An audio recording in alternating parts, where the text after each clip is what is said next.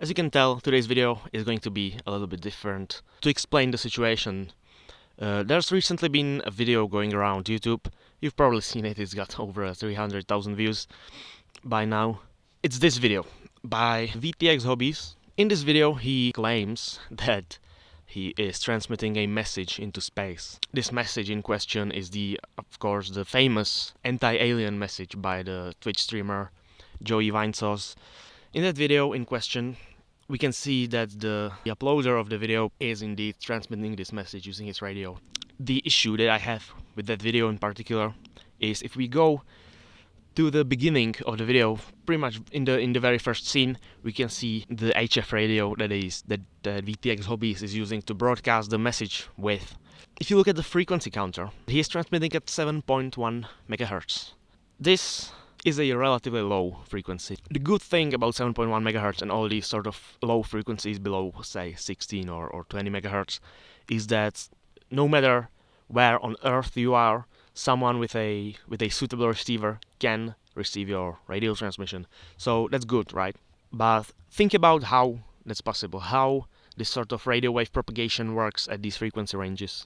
If someone on the other side of the planet can receive your signal, then the signal obviously has to get there somehow. And if it's getting to the other side of the planet, well, then it's not getting into space. This is because radio waves at these frequencies are bent by the atmosphere, they are reflected by the atmosphere, and they are trapped in the layer between the upper atmosphere and the ground, and they are essentially stuck on Earth. Another issue appears once we take a look at the antenna, that this seems like it's some sort of omnidirectional antenna. I'm not very well versed in these low frequency antennas. It's not a Yagi antenna, it's not any kind of beam antenna. Because it's an omnidirectional antenna, it's not focusing down the power or the radio signal in any particular direction, and especially not up into space. Okay, so what is the purpose of this video? It's not just complaining about that video, it's not just being jealous of that video, obviously. I actually do want to do this on my own, and I think I have a way to do this as you would expect it to be done, right? If you look at Voices of the Void, which is the video game where this anti-alien message originated from, if you look at Signal Simulator, which is another game that the previous game is inspired by, there's some element in that game, right? Those are massive dish antennas. And obviously if you think of SETI or messaging the extraterrestrial intelligence, it's always done using big dish antennas. And this right here is the dish antenna that we are going to be using in this video. It has 2.5 meter diameter, it's a solid surface offset dish antenna. Actually it's mesh embedded in some sort of composite, imported from the United States of America. Not by me, of course, that will be way too expensive. But this sort of dish is the biggest that I could realistically get without spending an insane amount of money. So that's what we are going to be working with. The transmitter is mounted way over there. You can't really see it from this point of view, but I will go over everything, or at least over the important parts of the setup at a later point in the video.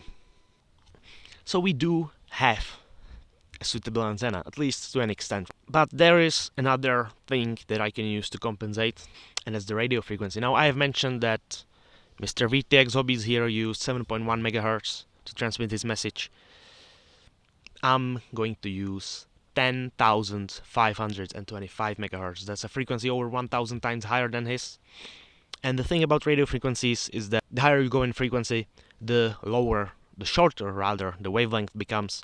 At 7.1 megahertz, as I mentioned, the wavelength is around 40 meters, which is quite a lot.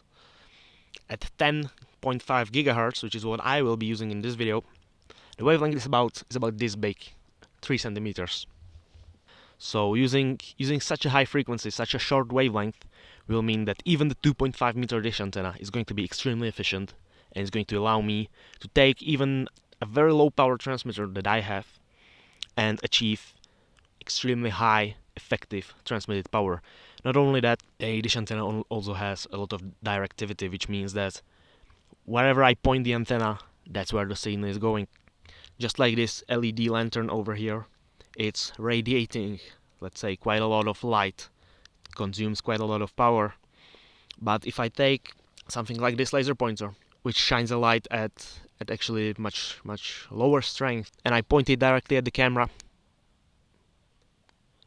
it's just going to overpower everything because it is focusing that light into a beam instead of just omnidirectionally transmitting it all over the place.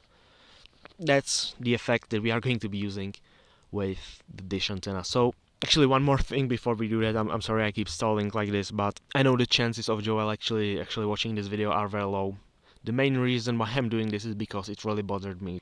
We all know it's a joke, right? It's a joke signal, but even though it's it's a little funny, I still want it done properly, at least as far as I can do it.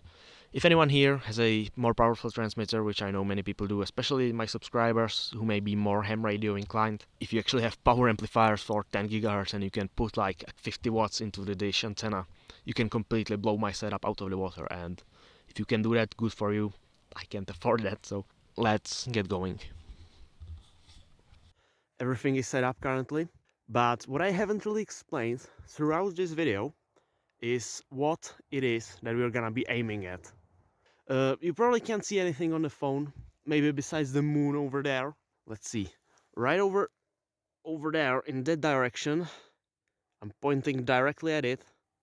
That is the planet Mars, and that's where the dish is currently aligned, and that is exactly where we are going to be sending the anti-alien message, because I thought that is the most appropriate target.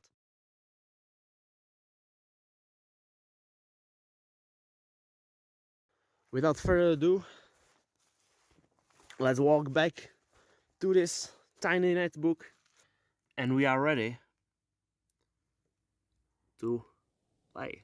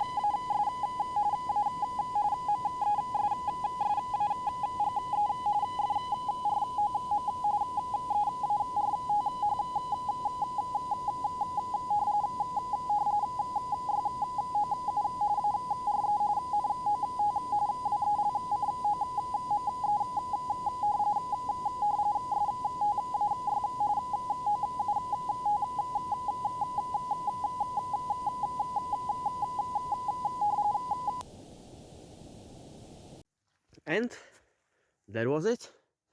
That was the message. I've added some things to it so we can have a nice multimedia experience, but yeah, that's about it. There's actually another message about to play, if you can see it, a much longer one, which is going to play in about a minute. What's encoded in here are the names of every single one of my subscribers up until now, because I've recently also reached 500 subscribers on this channel. So that's encoded in radio teletype the same way the end message was encoded. I'm not going to be showing that because even though the subscription list is only of publicly subscribed channels, I don't want to really share people's names.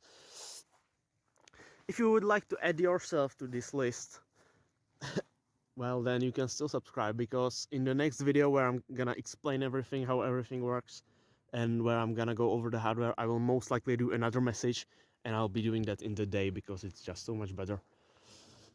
Yeah, I think this is about it. This is literally everything that I wanted to show you.